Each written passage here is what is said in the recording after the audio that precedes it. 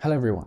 Today I want to share some invaluable insights and tools with you to help you succeed and thrive in your professional journey. My name is Hans van Eden and I'm a high-performance psychologist, and I help many clients excel in their career. One of my largest clients boast an impressive $20 million in profit every single year. So if you want to take your career seriously and dominate, let me know. Our world is constantly evolving, and it is imperative to widen your perspective and challenge preconceived notions and dare to live outside the box. This is one of my favorite tools to use when I start a consultation. The map is not the territory. Now, it's a phrase that carries profound wisdom. In the realm of professional development, its significance cannot be overstated. Often associated with the field of general semantics, reminds us that the representations we rely on, such as maps or models, are mere abstractions of the complex, multifaceted reality they attempt to portray. Let's delve a little bit deeper. First, let's understand this analogy. Imagine you're planning a journey to a new city, and you solely rely on a map to guide you. The map provides essential information about roads, landmarks, and directions, but it can't capture the true essence of the city. The map simplifies reality, showing you a distilled version that serves a specific purpose, helping you to navigate from one point to another. Now, in the professional world, a map often equates to established practices, guidelines, or conventional wisdom within your field. These are the tried and tested routines that have worked for others. They can certainly be valuable. However, it is crucial to remember that they represent a simplified version of the complex and ever-evolving territory of your career. Why does the map matter? Acknowledging that the map is not the territory is the first step towards a nuanced and effective approach to professional development. Here's why understanding it is crucial. Number one, room for exploration. When you realize that the map is a simplification, you become open to the idea that there's much more to discover. This encourages curiosity and willingness to explore beyond the boundaries of conventional wisdom. Number two, adaptability. Recognizing that the territory may not match the map precisely prepares you for unexpected challenges. You're more likely to adapt and find alternative routes when things don't go as planned. Number three, innovation. The most groundbreaking advancements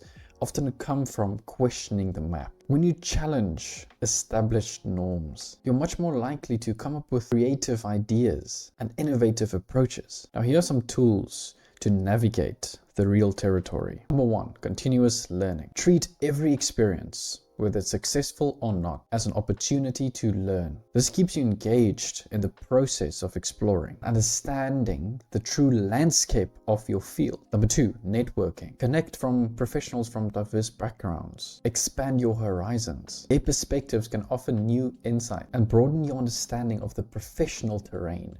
And that's the whole idea. Broaden your perspective. Stop thinking that you live in a box. You don't live in a box. The map is not the territory. What does that mean directly? Challenge the status quo. Don't believe in dogma.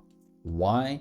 Because the world is always changing. It's always evolving. We're always innovating. Sometimes that's slowly, and sometimes that can happen quite quickly. If you believe that there's a fence around you and you can't jump over it, you will always be in that area, in that terrain. Until one day you see your colleague jump the fence and they excel in their career, and then you feel bad. You might even tell them, no, you can't do that. Why are you doing it? And then they will ask you, well, why not?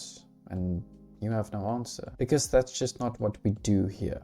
Right. I recall a conversation I had with a director from a very large pharmaceutical company. And when I asked her for her best piece of advice, she told me, be bold. That's it. Number three, adaptability. You need to be able to adapt. Be flexible. Be able to evolve easily and quickly. Don't say this is the way it's supposed to be or supposed to go. The world doesn't care. Your clients don't care of how it's supposed to go. It just goes.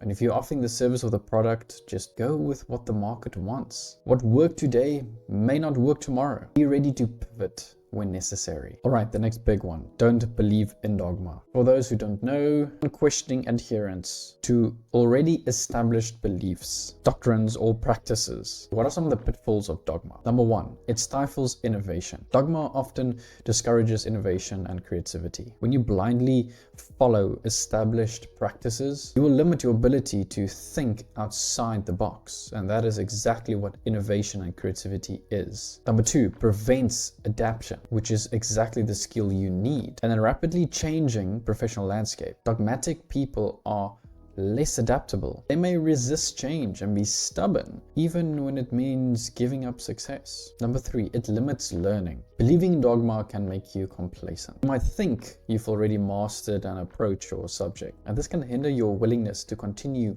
learning and growing. Never think you know it all. Always stay a student of the craft. That's it. How do you break free from dogma? Number one, question everything. Create a habit of questioning assumptions, whether they are widely accepted in your field or deeply ingrained in your beliefs. Ask why certain things are done a certain way and whether there might be a better approach. And I've seen this before with clients.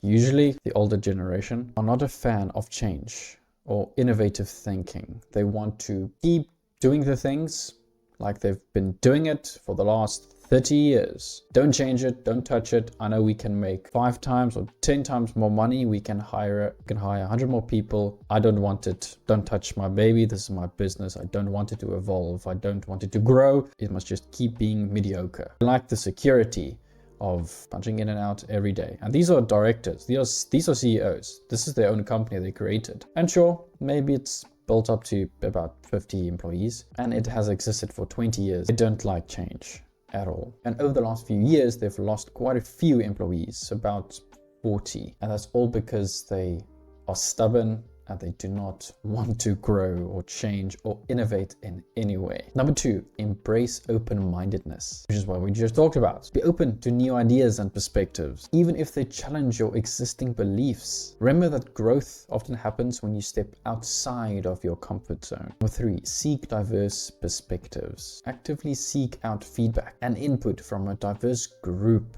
of people. Their varied experiences help you see issues from multiple different angles and in the process enrich your understanding. And then one of my favorites, challenge the status quo. Challenge the way things have always been done. And what is the significance of challenging the status quo? Number one, it fosters innovation. It's usually the birthplace of innovation. When you question existing processes and methods, you begin to use your brain. You begin to think, how can we improve this? You think beyond anyone and anything. Open the door to an improved ways of doing things. Number two, it drives continuous improvement. When you challenge the status quo, you encourage a culture of continuous improvement. This means that when things are working well, you're actively seeking ways to make it even better. Number three, adapts to change. On our fast-paced world, change is inevitable. Those who challenge the status quo are much better equipped to adapt an ever-changing world. That's it from me. Subscribe if you haven't already, and we'll talk again